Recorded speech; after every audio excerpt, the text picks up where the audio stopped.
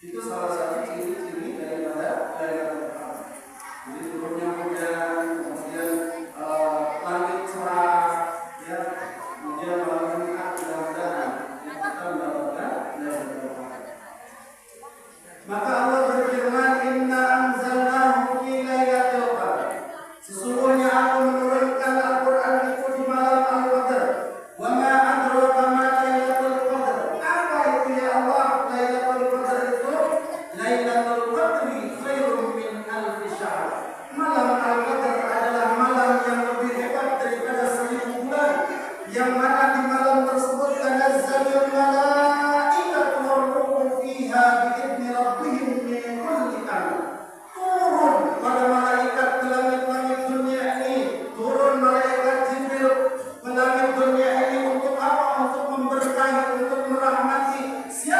siapa saja orang-orang yang beribadah kepada Allah, orang yang taat kepada Allah, orang yang pada malam harinya mereka beribadah dengan salatnya, mereka beribadah dengan zikirnya, mereka beribadah dengan membaca Al-Qur'annya, mereka beribadah dengan segala sesuatu yang disyariatkan oleh agama Islam, maka turun atas izin Allah, atas perintah Allah.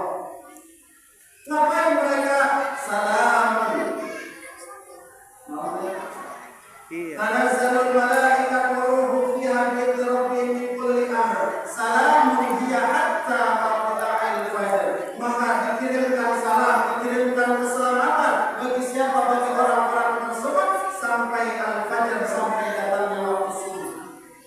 Maka pada saat ini adalah malam ganjil, tapi bukan berarti malam 21 ibadah, malam 22 di rumah, malam 23 ibadah, malam 24 istirahat. Tidak, tapi di 10 malam tersebut maka kita harus berkuat, harus berketat dengan ibadah kepada Allah Subhanahu wa Ta'ala. Lalu apa saja amalan yang harus dijalankan atau yang sunnah dijalankan pada malam Lailatul Qadar? Paling tidak ada 7 amalan sunnah yang mesti dijalankan di malam Lailatul Qadar. Yang pertama adalah menghadiri, mengikuti sholat berjamaah. Jadi kita melaksanakan sholat berjamaah alhamdulillah dari maghrib tadi, kemudian isya, kemudian mudah-mudahan sampai kepada subuh. Karena menurut riwayat man syahida isya was subh Lailatul Qadri faqad akhadha bihaddihi minha. Maka barang siapa yang menghadiri sholat isya dan sholat subuh, maka sesungguhnya pada malam Lailatul Qadar maka ia telah mengambil bagian daripada malam Lailatul Qadar. Jadi ibadah minimal, karena ada tingkatan di malam Lailatul Qadar itu ibadahnya. Ada tingkatan yang pertama yang khas, yang khusus, yaitu pada malam tersebut dari mulai isya sampai subuh dia gunakan untuk sholat semalam. Ini sholat terus, ya, baik itu sholat tasbih, sholat hajat, sholat taubat, sholat tahajud, atau sholat mutlak. Sholat mutlak bebas, mau 1000 rakaat bebas. Sholat sunnah rakaatain, Allahu Akbar, 2 rakaat salam, Allahu Akbar, 2 rakaat salam. Ya. Jadi paling yang kedua, tingkatan yang kedua, yaitu dia menggunakan waktu semalam untuk berzikir kepada Allah Subhanahu wa Ta'ala, baik dengan mengucap subhanallah, baik mengucap dengan alhamdulillah, Allahu Akbar, la ilaha illallah, ataupun dia membaca Al-Quran semalam. Atau tingkatan yang ketiga, yaitu tingkatan minimalis, minimal dia melaksanakan sholat berjamaah di masjid, kemudian dia ikut sholat berjamaah subuh di masjid.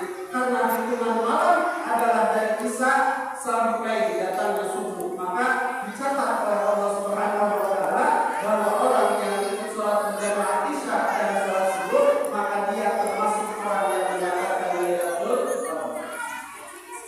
Lalu gimana Ustaz? Kan sekarang kita sholat witir. Witir itu adalah penutupnya sholat. Maka kalau sekarang kita melaksanakan sholat witir, kemudian malam mau kita melaksanakan sholat yang lain, maka gunakan atau laksanakan sholat pembuka. Namanya sholat khafifatain, sholat yang ringan. Niatnya usolli sunnah rakaatain, Allahu Akbar, tanpa doa kita, tanpa surat yang tadi. Jadi Al-Fatihah, Al-Fatihah, ruku, kemudian rakaat kedua, ruku, salam, baru sholat yang lain. Ya, jadi dibuka. Kemudian yang kedua, dalam riwayat lain man syahida isya fi jama'ati kana lahu qiyamun nisfi lailah wa man